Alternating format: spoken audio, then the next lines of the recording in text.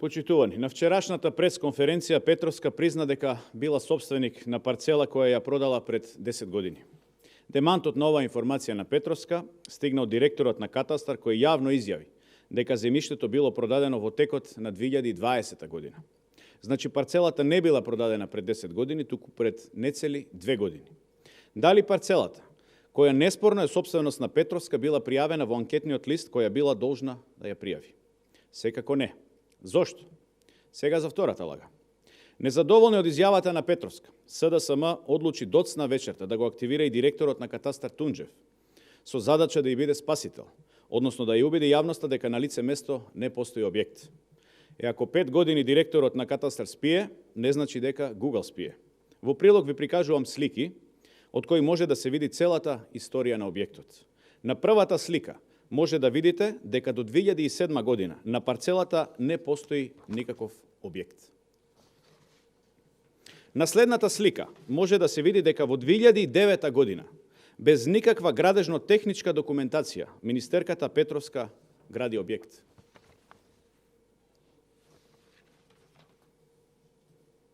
Значи, на снимката од Google за прв пат е регистриран објект на парцела која неспорно е собственост на министерката Петровска.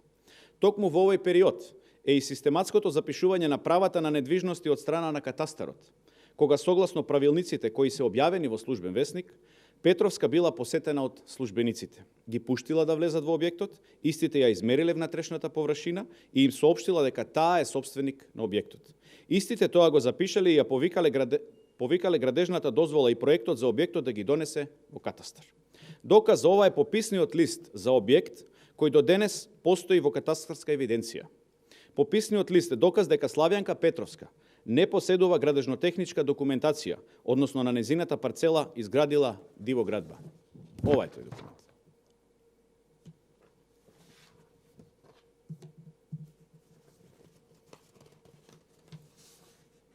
Одиме понатаму. Според Google во 2012 година, покрај куќата Петровска гради и базен. Еве оваа фотографија. Да подсетам само дека во 2011 година по донесувањето на Законот за легализација на дивоградбите, донесени се измени на кривичниот законник, каде бесправното градење е кривично дело.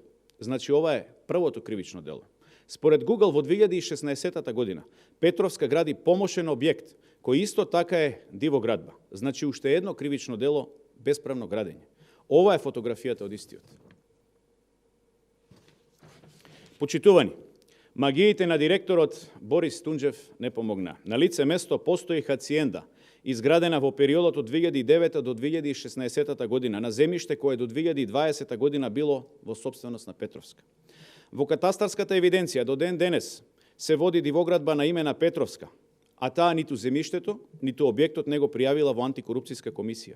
И можеби најважното, до последните избори од минатата година, 2021 година, место на живење на Петровска е токму овој објект, односно оваа луксузна хациенда. И истата гласа на избирачко место број 2948/1 токму во Радишани. Овде имаме многу јасна ситуација. Има хациенда со базен, која во системот на Агенција за катастар е запишана на име Славјанка Петровска.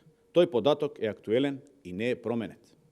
Еве го деталниот преглед на податоци за имотниот лист број 117, кој постои во системот на Катастар и од кој јасно се гледа името на Славјанка Петровска.